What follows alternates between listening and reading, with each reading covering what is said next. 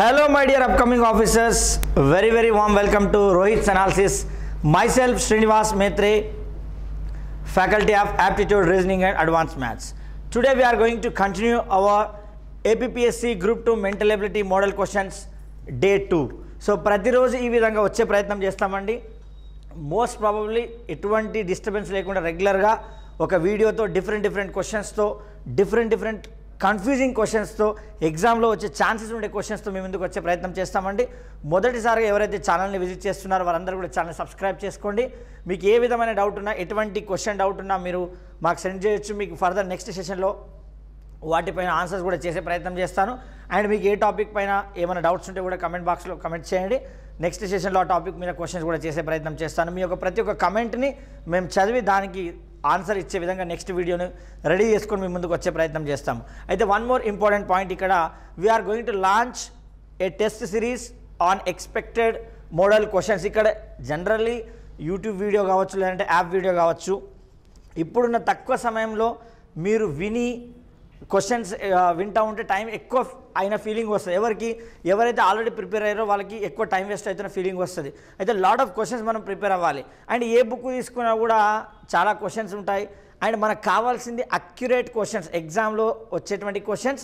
And మనం ఎంత సమయంలో చేస్తున్నాం, ఎన్ని మార్కులు వస్తున్నాయి, ఇవన్నీ తెలుసుకోవడానికి కావాలి కదా. అందు గురించి ఏపీఎస్సీ గ్రూప్ 2 మెంటల్ ఎబిలిటీ పైన ఎక్స్పెక్టెడ్ మోడల్ క్వశ్చన్స్ని మనము అతి త్వరలో రోహిత్స్ అనాలిసిస్ యాప్ లోపల లాంచ్ చేయబోతున్నాం. సో నేనే సొంతగా ప్రిపేర్ చేసే questions, Telugu and medium with English with explanation, Telugu and English medium with explanation ఉంటుంది. వెరీ సూన్ ఫెబ్ ఫస్ట్కి అట్లా, ఫస్ట్ కానీ సెకండ్ కానీ ఎవ్రీడే 50 క్వశ్చన్స్ ఇస్తాము. సో టెస్ట్ అటెంప్ట్ చేయాలి, 60 minutes ఉంటుంది. 50 questions 60 minutes విత్ ఎక్స్ప్లెనేషన్ ఉంటుంది. మీరు టెస్ట్ అటెంప్ట్ చేయగానే మీరు దాన్ని ఎక్స్ప్లెనేషన్ చూసుకోవచ్చు, ఎందులో డౌట్ ఉన్నా కూడా అడగవచ్చు. అండ్ వాటిపైన ఎక్స్ప్లెనేషన్ ఇవ్వడానికి కూడా నేను ప్రయత్నం చేస్తాను లైవ్ వీడియోలో. ఎవరికైతే డౌట్స్ ఉంటే వాళ్ళు వీడియో కూడా చూసి ఎక్స్ప్లెనేషన్ వినొచ్చు. ఎవరైతే ఆల్రెడీ ప్రిపేర్ అయి ఉన్నారో వాళ్ళు డైరెక్ట్గా ఎక్స్ప్లెనేషన్ చూస్తే అర్థమైపోతుంది. ప్రిపేర్ అవ్వని వాళ్ళు ఎవరు ఉన్నారో ఓన్లీ ఆ క్వశ్చన్స్ ఏవైతే ఉన్నాయో నేను ఒక దరిదాపుగా ప్రతి చాప్టర్ మీద 50 క్వశ్చన్లు చేసే ప్రయత్నం చేస్తాను. రఫ్లీ మీకు ఒక 2000 to 3000 క్వశ్చన్స్ వస్తే పెద్ద కష్టమైన ఏమి ఉండవు. మీరు హార్డ్లీ ఓవరాల్గా ఒక 10 గంటలు కేటాయిస్తే సరిపోతుంది. 10 నుండి 15 గంటలు కేటాయించినా మీకు రివిజన్గా అయిపోతుంది. మీరు టెస్ట్ రాస్తే టైం పడుతుంది, కానీ చూసుకుంటూ వెళ్ళిపోవడం చాలా 10 నుండి 15 గంటలు రివిజన్ అయిపోతుంది. కానీ టెస్ట్ రాసేటప్పుడు మాత్రం ఎవ్రీ దానికి 1 hour తీసుకోవాల్సి వస్తుంది. Right, without doing any delay. So we are going to continue అనమాట. రైట్ అండి. So it is session number 2 now. So myself Srinivas Methra, మీకు అందరికీ తెలుసు. I'm the faculty of arithmetic, reasoning and advanced maths. I have 7+ years of experience in teaching. తర్వాత మీకు మొన్న ఒక question చేయమని చెప్పాను, కొందరు ఆన్సర్ కూడా కమెంట్ చేయడం జరిగింది. ఇట్ ఇస్ వెల్ అండి. రైట్,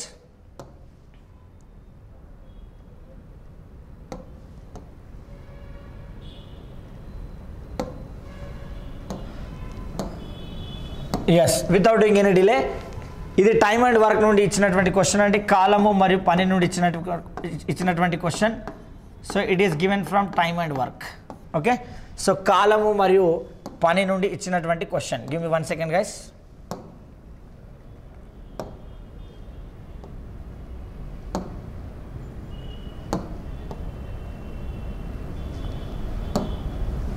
రైట్, ఇది కాలము మరియు పని నుండి ఇచ్చినటువంటి క్వశ్చన్, టైమ్ అండ్ వర్క్.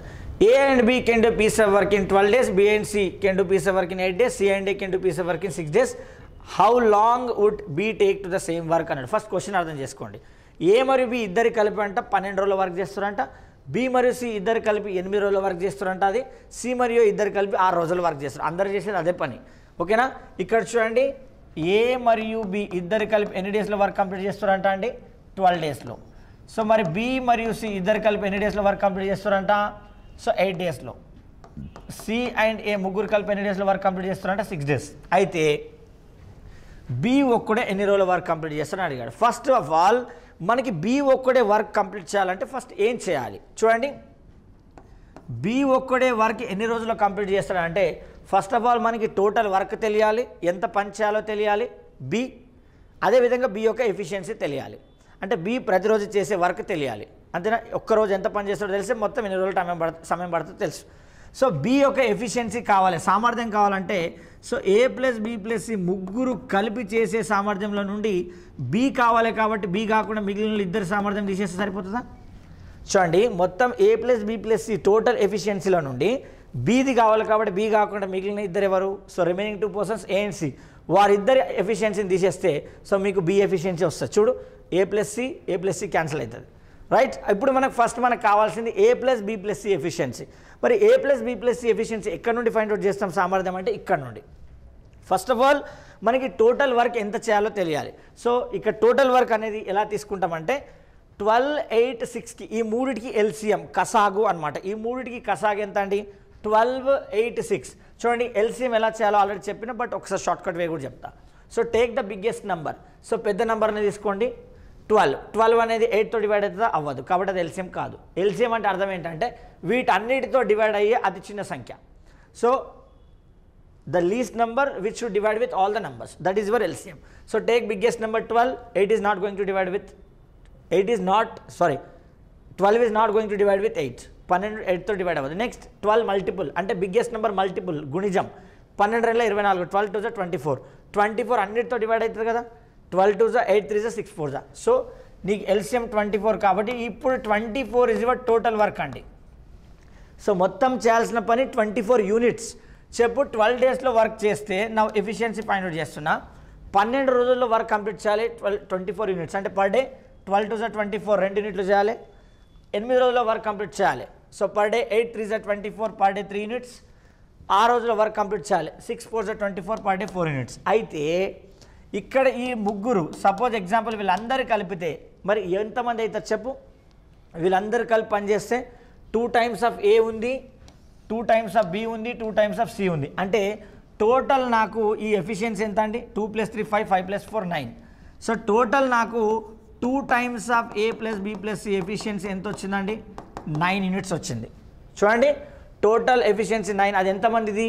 ఏ 2 సార్లు పార్టిసిపేట్ చేసింది, బి 2 సార్లు, సి 2 సార్లు. నాకు కావాల్సింది only A plus B plus C efficiency. So A plus B plus C ఎంత అంటే 9/2. ఈ 2 అటు పోతే 9/2. చెప్పండి, A plus B plus C 9/2 minus A plus C ఎంత అండి? So A plus C is 4 కదా. 4ని నేను 8/2గా రాస్తున్నాను, రాయొచ్చు కదా. సో ఫైనల్ ఎంత వస్తుంది చెప్పు? ఇక్కడ డినామినేటర్ 2, 8 - 9 - 8 1/2 ఎఫిషియన్సీ. చెప్పు ఇప్పుడు బి ఎన్ని రోజుల్లో వర్క్ చేయాలి? సో ఎన్ని రోజుల్లో కంప్లీట్ అవుతుంది అంటే టోటల్ వర్క్ ఎంత? Total work 24 units, half unit per day. So 1/2 అంటే 1 ఇక్కడ, /2 అక్కడ. చెప్పండి, 24 2 48 డేస్లో వర్క్ కంప్లీట్ అవుతుంది. గుర్తుపెట్టుకోండి, ఆన్సర్ ఈజ్ 48 డేస్లో వర్క్ కంప్లీట్ అవుతుంది, నాట్ 24, 48. ఇక్కడ ఏదైతే వస్తుందో ఈ టోటల్ ఎఫిషియన్సీ మనకి ఏ ప్లస్ బి ప్లస్ సిది కాదు మిత్రమా, 2 times of A plus B plus సిది అది. ఎందుకంటే 2 సార్లు ఏ ఇన్వాల్వ్ అయ్యిండు, 2 సార్లు బి ఇన్వాల్వ్ అయ్యిండు, 2 సార్లు సి ఇన్వాల్వ్ అయ్యిండు. So 2 times of A plus B plus C is your 9 units. Only A plus B plus C అనేది నీకు 9/2. So A plus B plus సిలో నుండి ఏ ప్లస్ సి తీసేస్తే బి ఎఫిషియన్సీ వస్తుంది. So which is 1/2. ప్రతిరోజు half unit చేస్తే total 24 units complete చేయాలంటే 48 days సమయం పడుతుంది. So now come to the next one. Now 12th question ఒకసారి చూసే ప్రయత్నం చేయండి. So A car driver leaves Bengaluru at 8:30 AM and expects to reach a place 300 kilometers from Bangalore at 12:30 PM. So ఈ question మనము time and distance అనే chapter నుండి తీసుకోవడం జరిగిందండి. Time and distance. సో కాలము మరియు దూరము అనే చాప్టర్ నుండి తీసుకున్నాం. సో బేసిక్ న్యూమరస్లో ఈ సిలబస్లో ఉంది ఆల్రెడీ. అయితే ఇక్కడ ఏమంటున్నా అంటే ఒక కారు డ్రైవరు సో బెంగళూరు నుండి 300 కిలోమీటర్ల దూరం ఉన్నటువంటి ఒక డెస్టినేషన్ని 10:30కి ఎప్పుడండి? ఎప్పుడు 8:30కి స్టార్ట్ చేశాడంట. ఎన్ని గంటలకు రీచ్ అవ్వాలనుకుంటాడంట? ఎక్స్పెక్టెడ్ టు రీచ్ 12:30కి రీచ్ అవ్వాలనుకుంటాడంట. ఓకేనా? 12:30 PM. At 10:30 he finds that he has covered only 40% of the distance.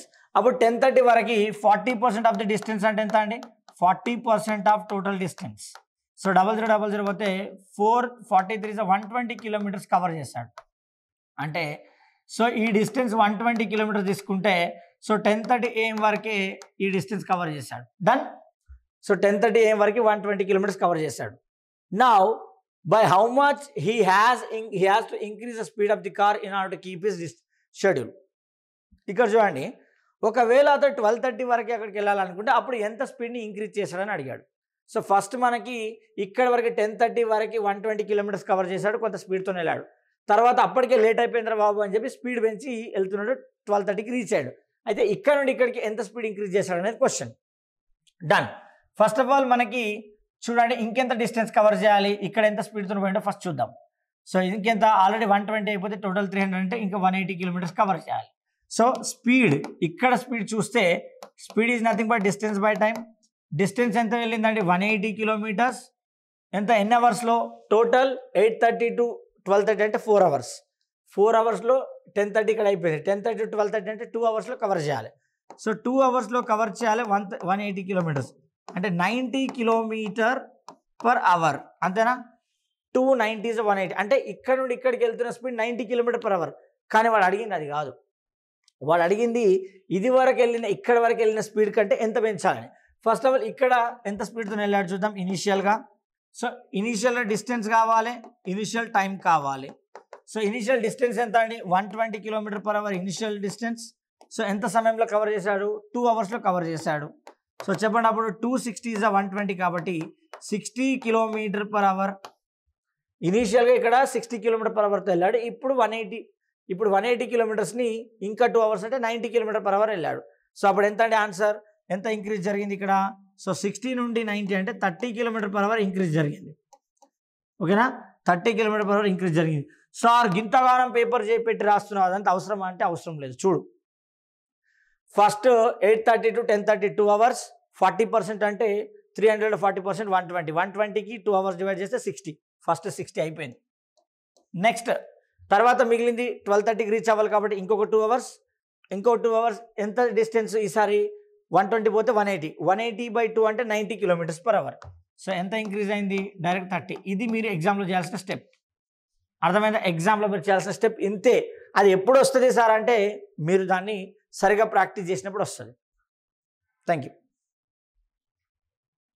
Covered from blood relation.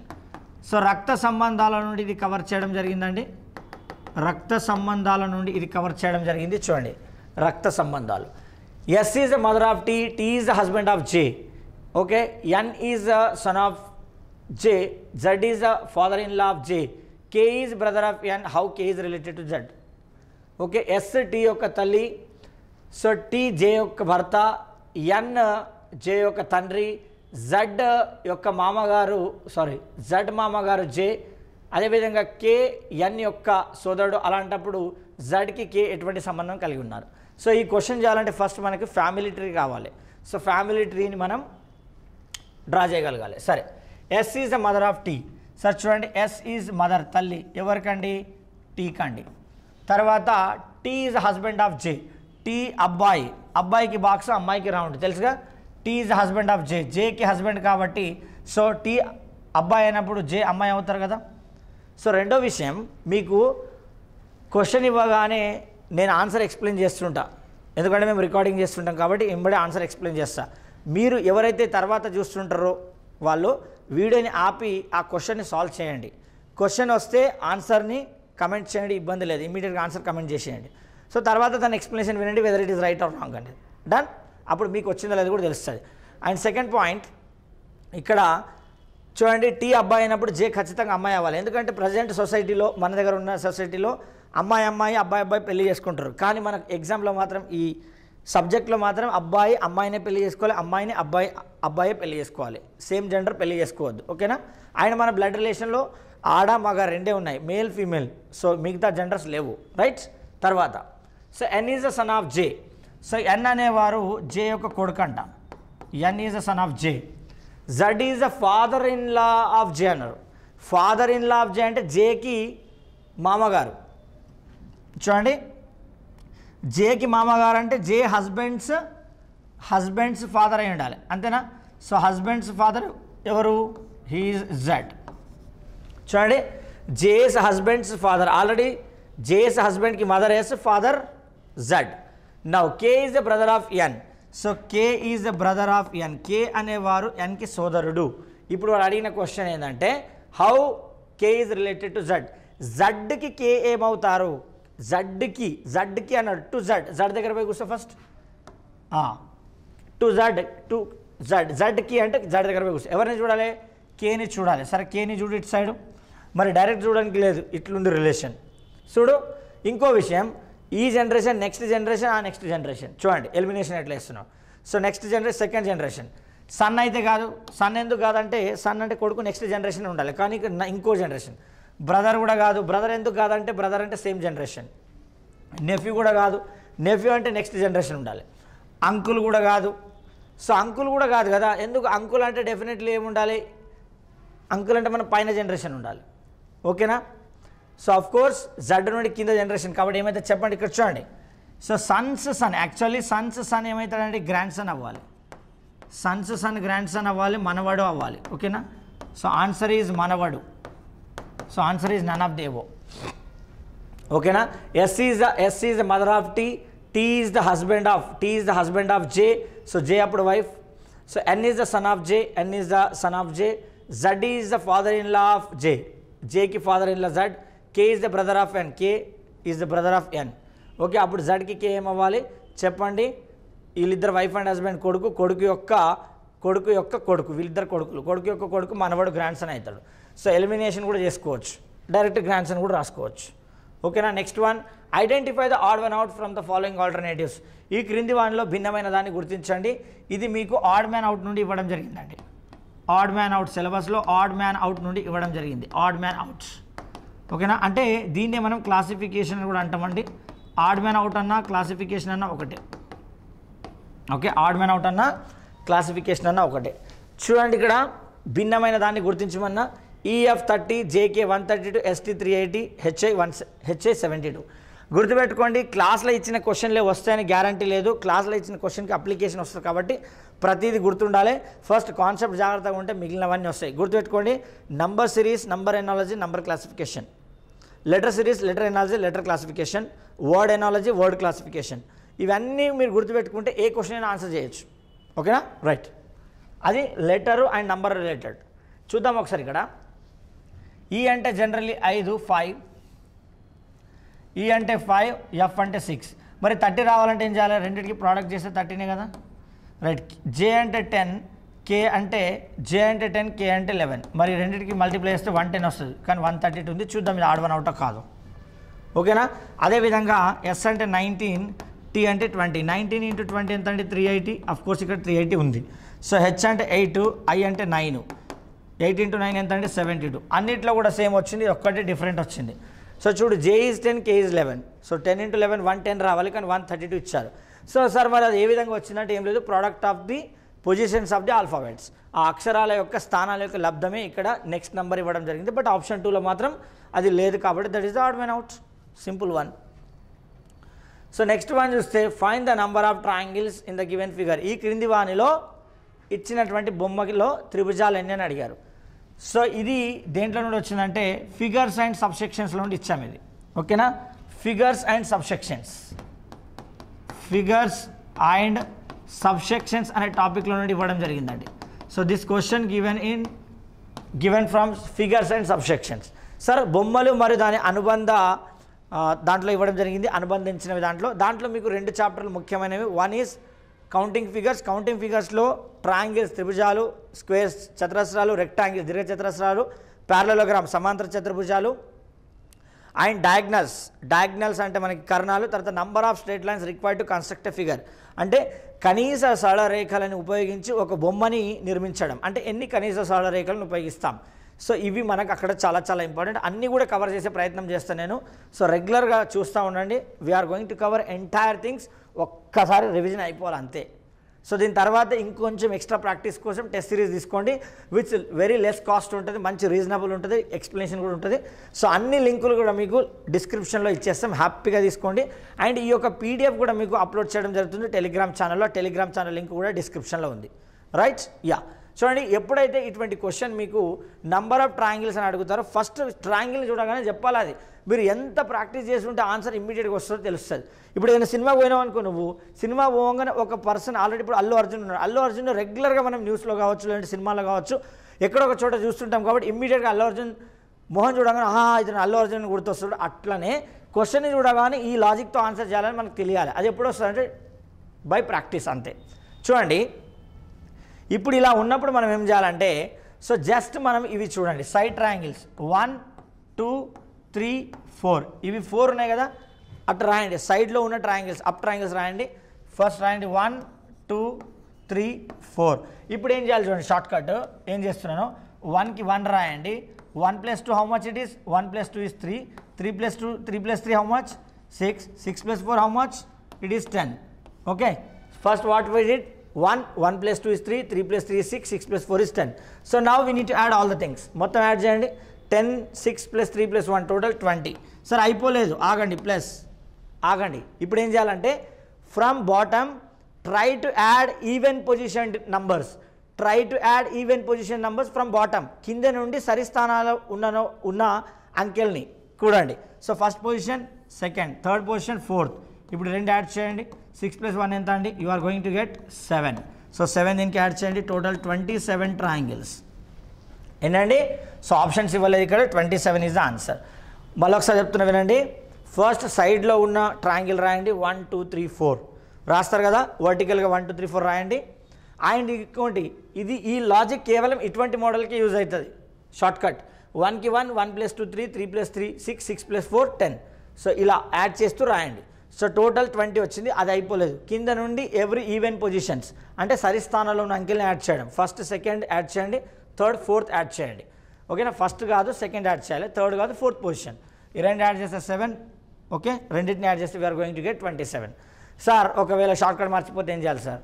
సైలెంట్గా కౌంట్ చేసుకుంటూ కూర్చోవాలి, ఇంకేం చేయలేము దానికి. Right? So next one, the mean of 9 observations is 16. One more observation is included, then the new mean becomes 17. Then 10th observation is ఏమంటాడు? 9 పరిశీలనల సగటు 16, మరో పరిశీలన చేర్చబడింది మరియు కొత్త సగటు 17 అవుతుంది. అలాంటప్పుడు 10వ పరిశీలన ఎంత? So this question we covered from averages. సరాసరుల నుండి కవర్ చేసినాం. సో ఫస్ట్ దీనికి నేను షార్ట్ కట్ మెథడ్ చెప్తా, తర్వాత దీనికి నార్మల్ ప్రొసీజర్ చెప్తా. ఎందుకంటే ఎప్పుడు కూడా అందరికీ షార్ట్ కట్స్ గుర్తుండాలని ఎటువంటి రూల్ లేదు. ఎప్పుడైనా గుర్తుపెట్టుకుంటే షార్ట్ కట్ గుర్తు లేనప్పుడు ప్రాసెస్తో చేయడం ఇంపార్టెంట్. మనకు ఫైనల్గా జాబ్ రావాలి, క్వశ్చన్ అటెంప్ట్ చేయగలి, అది ఇంపార్టెంట్. చలో ఫస్ట్ షార్ట్ కట్ చూడండి. The mean of 9 observations. చూడండి ఇక్కడ లెఫ్ట్ సైడ్ అబ్జర్వేషన్ రాయండి first. Okay, so right side ఏం చేస్తారంటే యావరేజ్ రాయండి. మీన్ అన్న యావరేజ్ అన్న ఒకటే. So mean of 9 observations is 16. 9 పరిశీలన సగటు 16. లెఫ్ట్ సైడ్ ఏమో పరిశీలనలు, రైట్ సైడ్ సరాసరి. ఈ 1 more అబ్జర్వేషన్ యాడెడ్. ఇప్పుడు ఎన్ని అబ్జర్వేషన్లు అయినాయి? ఇది వరకు 9 ఉంటే ఇప్పుడు ఇంకోటి యాడ్ చేస్తే 10 అయినాయి. సో నా న్యూ యావరేజ్ బికమ్ 17. ఈసారి 17 అయిందంట. ఇప్పుడు యాడ్ చేసినటువంటి 10th అబ్జర్వేషన్ ఎంత, 10వ అబ్జర్వేషన్ ఎంత అన్నాడు. చూడు ఏం చేస్తున్నా చెప్పు. లెఫ్ట్ సైడ్ ఏం జరిగిందండి? 9 నుండి 10 అయిందంటే 1 ఇంక్రీజ్ అయింది. రైట్ సైడ్ ఏం జరిగిందండి? 16 to 17 అంటే 1 ఇంక్రీజ్ అయింది. ఇప్పుడు ఒక ప్రాసెస్ చెప్తున్నా, జాగ్రత్త వినండి. Left side difference into right side bottom, left side difference into right side bottom, right side difference into left side top, left side difference into right side bottom, right side difference into left side top. 1 into 17 is 17 plus మధ్యలో plus రాయాలి. Okay, left side right side difference into left side top. 1 into 9. So చెప్పండి ఎంత వస్తుంది? 17 + 9 which is your 26. ఎంతండి answer? 26. అర్థమైందా? 9 observation 16 average, ఒక observation add అయితే 10 observation 17 average. Left side difference +1, right side difference +1. So left side difference into right side bottom, right side difference into left side top. అప్పుడు ఏమైంది? 1 into 17 plus 1 into 9 is 9. 17 + 9 26. Sir అది short cut process గుర్తులేదు మనకి. ఇప్పుడు ఏం చేస్తున్నాం చూడండి. So first నాకు యావరేజ్ అంటే కాన్సెప్ట్ ఏంటి? Some of the observation by number of observations. Average అంటే రాసుల మొత్తం బై రాసుల సంఖ్య. వాడేమో 9 అబ్జర్వేషన్స్ 16 యావరేజ్. చెప్పు 16 యావరేజ్ 9 అబ్జర్వేషన్. అప్పుడు నీకు ఎంత అవుతుంది టోటల్ సమ్ నాకు 16 into 9 విచ్ ఈజ్ 144. టోటల్ 144 అయినాయి. ఎప్పుడు 9 అబ్జర్వేషన్లు. So 9 observations. ఇప్పుడు ఏమైంది? ఇంకొక అబ్జర్వేషన్ యాడ్ అయింది. సో ఇంకొక అబ్జర్వేషన్ యాడ్ అయితే ఎంత అయింది? యావరేజ్ 17. మళ్ళీ యావరేజ్ 17. ఈసారి ఎన్ని అబ్జర్వేషన్లు అండి? 9 ఉండేటివి కాస్త 10 అయినాయి ఈసారి. యావరేజ్కో sum by number of observations. 10 9 17 average. కాకపోతే ఇంతకుముందు ఉన్నటువంటి 9 అబ్జర్వేషన్స్ 144, 10th అబ్జర్వేషన్ మనం ఫైండ్ అవుట్ చేయాలి. ఓకేనా, 10th అబ్జర్వేషన్ ఎక్స్ అనుకుందాం. ఇప్పుడు మల్టిప్లై చేయండి, 17 × 10 110, 110 is equal to 144 plus X. So మరి ఎక్స్ కావాలంటే ఏం చేయాలండి, 170లో నుండి 144 తీసేయాలి. సో ఎక్స్ వాల్యూ ఎంత వస్తుందండి, 26 వస్తుంది. This is the procedure. ఎప్పుడైనా గుర్తుపెట్టుకోండి, ఆల్వేస్ ప్రొసీజర్ రావాలి, షార్ట్కట్ రావాలి. ఎప్పుడు షార్ట్కటే గుర్తుంటుంది అనే విషయం మనకు ఎప్పుడు తెలియదు. సో ఏం చేసా, first 9 numbers observation some find out చేస్తే దానికి 10th అబ్జర్వేషన్ యాడ్ చేసా, average number of observations multiply చేసి ఆన్సర్ తీసుకున్నాం. Okay, next one, the average of 1 3 5 7 9 11 up to 25 terms అన్నాడు. సార్ 1 3 5 7 9 11 నుండి 25 వరకు. ఓకే, అప్ టు అంటే 20 అప్ టు 25 టర్మ్స్ అంటే నుండి కాదండి, 25 పదాల వరకు. 25 పదాలు అందాం, 25 పదాల వరకు కూడా అవసరం లేదు, అంతేలే, 25 పదాల సగటు. 1 3 5 7 9 11 25 పదాలు, అట్లా మొత్తం 25 టర్మ్స్ కావాలి నాకు. చెప్పండి, ఆ నంబర్ని అబ్జర్వ్ చేస్తే we can tell those all numbers are odd numbers. అవన్నీ కూడా మనకు బేస్ సంఖ్యలు. కానీ ఇక్కడ చాలామంది చేసే మిస్టేక్ ఏంటో నేను చెప్తా. 25 బేసి number, 25 is odd number. But వాడు అడిగింది అప్ టు 25 కాదు, 25 వరకు కాదు, 25 బేస్ సంఖ్యలో 25 ఆడ్ నంబర్స్. చూడు, first odd number is 1, second odd number 3, third odd number 5, ఇట్లా 25th ఆడ్ నెంబర్ కావాలి, 25th ఆడ్ నెంబర్ కావాలి, 25వ బేస్ సంఖ్య కావాలి లాస్ట్ది. ఓకేనా, 25వ బేస్ సంఖ్య. మరి 25వ బేస్ సంఖ్య ఏంటి, ఏం లేదు, 25 × 2 ఎంత, 50. 50 - 1 49. చూడండి, ఇక్కడ 1 ఉంది. 1 ఎట్లా వచ్చిందంటే ఫస్ట్ ఈవెన్ నెంబర్ ఏది 2, మొదటి సరి సంఖ్య 2 కంటే ముందున్నది కదా నీకు మొదటి బేస్ సంఖ్య. సో అట్లాగే సెకండ్ సరి సంఖ్య ఎంత 4, దానికంటే ముందున్నది కదా బేస్ సంఖ్య. సో అట్లాగే 25వ సరి సంఖ్య ఎంత, 25 2 50, 50 25 2 50, దాని ముందు 49, దట్స్ ఇట్. లేదు అట్లా కూడా గుర్తులేదు. సో ఆడ్ నెంబర్కి ఎంత టర్మ్ అనేది ఒకటి ఉంటుంది. సో ఆడ్ నెంబర్కి ఎంత టర్మ్ అనేది ఒకటి ఉంటుందండి. ఓకేనా, ఎంత టర్మ్. సో ఆడ్ నెంబర్కి ఎంత టర్మ్ ఏంటంటే 2n - 1. ఆడ్ నెంబర్కి ఎంత టర్మ్ 2n - 1. నాకు ఇప్పుడు ఎంత కావాలి, 25th టర్మ్ కావాలి. అప్పుడు 2n ప్లేస్లో 25 పెట్టు, అప్పుడు ఎంత అండి, 2 25 50, 50 - 1 49. So 25th term. గుర్తుపెట్టుకోండి, ఆడ్ నెంబర్కి ఎంత టర్మ్ ఇస్ 2n - 1. అదే ఈవెన్ నెంబర్కి ఎంత టర్మ్ అంటే, సరి సంఖ్యకి ఎంత టర్మ్ అంటే జస్ట్ 2n. ఓకేనా, జస్ట్ 2n. ఎంత term is your 2n. So first even number రావాలంటే n ప్లేస్లో 1 పెడితే ఫస్ట్ ఈవెన్ నెంబర్ వస్తుంది, n ప్లేస్లో 2 పెడితే సెకండ్ ఈవెన్ నెంబర్ వస్తుంది. సో దానికంటే ముందు నెంబరే odd number. So 2n - 1. First n ప్లేస్లో 1 పెడితే ఫస్ట్ ఆడ్ నెంబర్, n ప్లేస్లో 2 పెడితే సెకండ్ ఆడ్ నెంబర్, ఆ విధంగా వస్తుంది. Right, yes. ఇప్పుడు చూడండి, 1, 3, 5 up to 25th odd number is 49. ఇప్పుడు నాకు కావాల్సింది యావరేజ్. ఇక్కడ ఇంకొక కాన్సెప్ట్ ఇన్వాల్వ్ అయి ఉంటుంది. when numbers are increasing with a constant number, when numbers are increasing with a constant number, averages becomes first number plus last number divided by 2. మళ్ళీ ఒకసారి చెప్తున్నా, when numbers are increasing with a constant number, average is nothing but first number plus last number divided by 2. ఎప్పుడైతే సంఖ్యలు ఒక స్థిర సంఖ్య ద్వారా పెరుగుతూ వస్తాయో అప్పుడు సరాసరి అంటే మొదటి సంఖ్య ప్లస్ చివరి సంఖ్య బై 2. సో ప్రతి దగ్గర 2 2 2 2 ఇంక్రీజ్ అవుతూ వస్తుంది. అన్ని చోట్ల it is increasing with 2 2 2 2 constant. So first number is your 1, last number is your 49. So 1 + 49 is nothing but 50. 50/2 ఎంత అండి, 25. 50/2 ఎంత అండి, 25. సార్ ఇంతగానం చెప్పినావు కదా, మరి దీనికి ఒక్క సెకండ్లో ఆన్సర్ చేయలేమా అంటే yes, we can do definitely. గుర్తుపెట్టుకోండి, average number of odd numbers average అడిగితే జస్ట్ హౌ మెనీ టర్మ్స్ ఉంటాయో అదే నీ answer. So just how many terms, 25 terms ఎన్నో అదే నీ answer. n is your average for the odd numbers. Direct answer 25. అసలు ఏమీ చేయాల్సిన పని లేదు. కానీ ముందే అది చెప్పిన అనుకో, నువ్వు ఇవన్నీ వింటావా, అస్సలు వినవు. అందు గురించి పురాణం అంతా చెప్తాం. ఓకేనా, సో గుర్తుపెట్టుకోండి, and number of terms is nothing but your average. Sir మరి అది ఏ విధంగా వచ్చిందంటే గుర్తుపెట్టుకో, average is nothing but sum of the observation by number of observation. So average అంటే రాసుల మొత్తం బై రాసుల సంఖ్య. రాసుల మొత్తం తెలుసా, sum of first n odd numbers is your n² by number of observations n. nకి n కట్ అయితే average is n, where n is number of observations.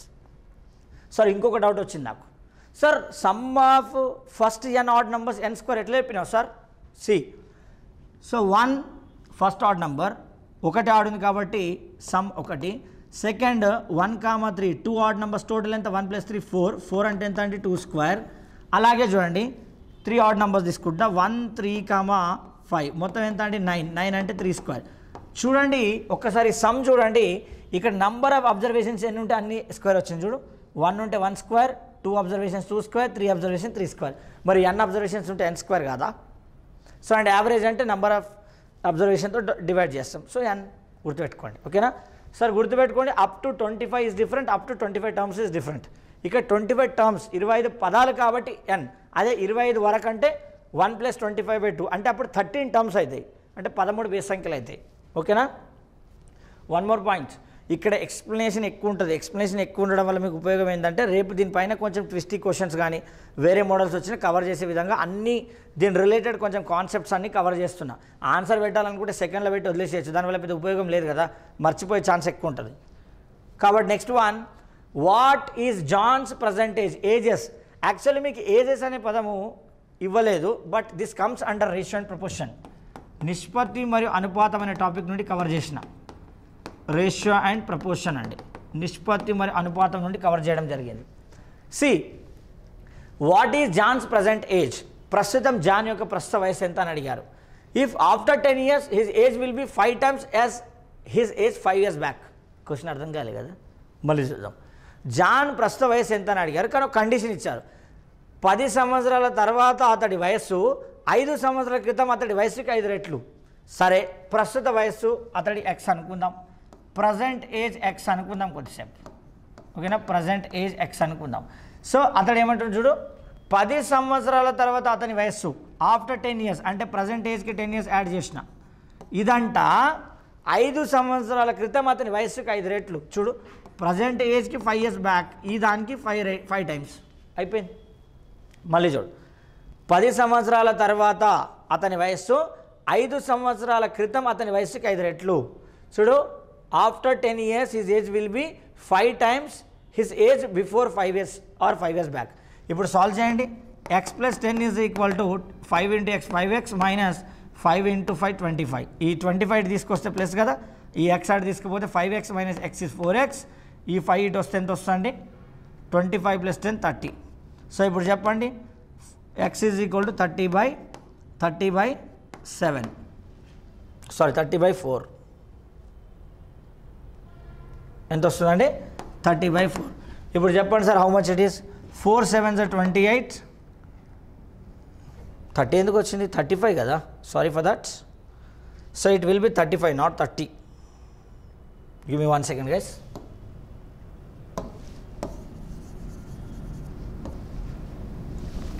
Right,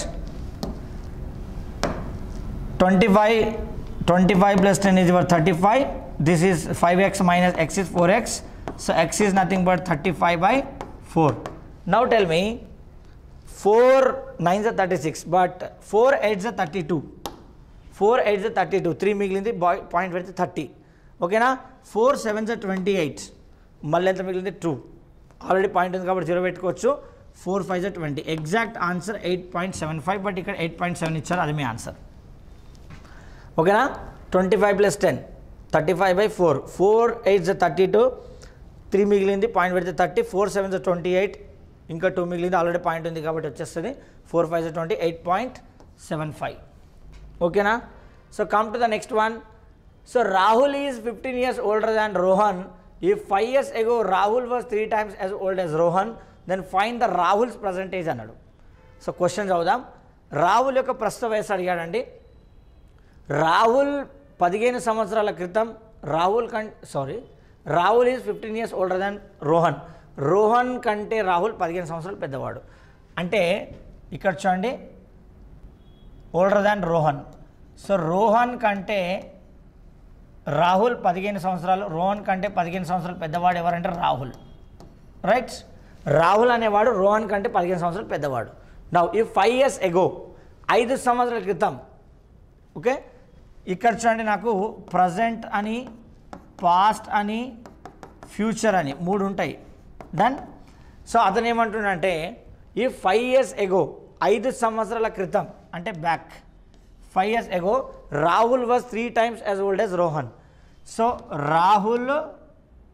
Rahul ఇక్కడ రోహన్. ఓకే, సో ఏమంటుండో 5 సంవత్సరాల క్రితం రాహుల్ వాజ్ 3 times ఓల్డ్. రాహులే పెద్ద అంట 3 times. So Rahul పెద్ద కాబట్టి ఎంత అంటే రాహుల్ 3 times అంట, కాబట్టి రోహన్ 1 అయితే రాహుల్ 3. చూడండి, Rahul was 3 times as old as Rohan. So Rahul అనేవాడు 3 రెట్లు ఎవరికి? రోహన్కి 3 రెట్లు. ఇప్పుడు చూడండి దీని మీనింగ్ చెప్పు. రాహుల్కి రోహన్కి డిఫరెన్స్ 15 years అన్నట్టు కదా. ఈ రోహన్ అడిగిపోతే రాహుల్ రోహన్కి డిఫరెన్స్ 15 years అన్నట్టు కదా. రాహుల్కి రోహన్కి డిఫరెన్స్ 15 years. ఇప్పుడు నేను ఇక్కడ డిఫరెన్స్ ఎంత? నాకు 2 parts, 3 parts, 1 part. 2 parts 15 years అన్నప్పుడు 1 part ఎంత అండి? 1 part is 7.5. ఓకే, ఇప్పుడు ఇతను రాహుల్ 7.5 ఇంటూ 7.5 చేయండి. అప్పుడు ఇది ఎంత అవుతుంది? 27.5 చేస్తే 22.5 అంతే కదా. చూడండి 7.5 into 3, 5 3 is 15, 1 carry forward, 7 is 21 + 1 22.5. So ఇక్కడ ఇతను 22.5 తర్వాత 1 అంటే 7.5. ఓకే, ఇది మనకు జరిగింది. అయితే వాళ్ళు అడిగింది ఏంటి? రాహుల్స్ పర్సంటేజ్. రాహుల్ ప్రస్తుత వయస్సు కావాలి. ప్రస్తుత వయస్సు కావాలంటే ఇంకొక 5 years యాడ్ కావాలి కదా. అక్కడ నుండి 5 years ఫార్వర్డ్ అవ్వాలి కాబట్టి సో +5 చేస్తే ఎంత వచ్చిందండి? 27.5 ఈజ్ యువర్ ఆన్సర్. ఒక్కసారి చెప్తా వినండి జాగ్రత్తగా. ఇక్కడ ఎప్పుడైనా సరే ఒకరికంటే ఒకరు పెద్ద, ఒకరికంటే ఒకరు చిన్న అనే మీనింగ్ వస్తే వాళ్ళిద్దరి మధ్య డిఫరెన్స్ అనమాట, ఏజ్ డిఫరెన్స్. రాహుల్ అనేవాడు రోహన్ కంటే 15 సంవత్సరాలు పెద్ద అన్నాడు. అప్పుడు వాళ్ళిద్దరి మధ్య ఏజ్ డిఫరెన్స్ 15 అనమాట. అండ్ ప్రజెంట్ ఇది 5 సంవత్సరాల క్రితము రోహన్కి 3 రెట్లు రాహుల్ అంట. So 5 years before Rahul is 3 times than Rohan. So Rohan 1 అయినప్పుడు రాహుల్ 3 times. డిఫరెన్స్ ఎంత? 2 parts. 2 parts 15 years అని వాడే ఇచ్చాడు. 1 part 7.5. అప్పుడు ఎంత? 1 part ఎంత? 7.5. 7.5 ఇంటూ 3 22.5. మనకు కావాల్సింది రాహుల్ పర్సంటేజ్, రాహుల్ ప్రస్తుత వయసు. రాహుల్ 5 years బ్యాక్ 22.5, ప్రజెంట్ +5 చేస్తే 27.5. ఓకేనా. So next this is a question. Okay, so ఈ క్వశ్చన్ మీకు హోంవర్క్ అండి. ప్రతిరోజు ఒక హోంవర్క్ క్వశ్చన్ ఇస్తున్నా. So if 25% of half of x is equal to 2.5 times of the value of 30% of 1/4 of y. Fantastic question అండి. So important question ఇది. చూద్దాం ఎంతమంది ఆన్సర్ చేస్తారో. x యొక్క సగం విలువలో 20% విలువ y యొక్క 1/4 వంతులో 30% విలువకి 2/5 రెట్లు ఉన్నచో x అనేది y కన్నా ఎంత శాతం ఎక్కువ లేదా తక్కువ అని అడిగాడు. So try to do the answer. 33% ఎక్కువనా, 33 1/3 తక్కువనా, 50% ఎక్కువనా, 50% తక్కువనా. సో 20వ question number 20th question answer అని చెప్పి కమెంట్ బాక్స్లో కమెంట్ చేయండి. ఒక్కసారి గుర్తుపెట్టుకోండి, ఎప్పుడైతే నేను క్వశ్చన్ డీల్ చేస్తున్నానో ఆ క్వశ్చన్ రిలేటెడ్ అన్ని కాన్సెప్ట్స్ కూడా మ్యాక్సిమం కవర్ చేసే ప్రయత్నం చేస్తున్నా. 1 is conceptual, another 1 is short cut, another 1 is option verification. 3 రకాల ఆప్షన్స్ని నేను మీకు చెప్పే ప్రయత్నం చేస్తాను. మోస్ట్ ప్రాబబ్లీ ఎగ్జామ్కి కవర్ అవ్వాల్సినటువంటి ఇంపార్టెంట్ అన్ని మోడల్స్ ఇక్కడ కవర్ చేద్దాం. సో నేను ఎన్ని కవర్ చేసినా ఇంకా మిగిలి ఉంటాయి కాబట్టి కొంచెం ప్రాక్టీస్ కోసం టెస్ట్ సిరీస్ కూడా ఉంటుంది.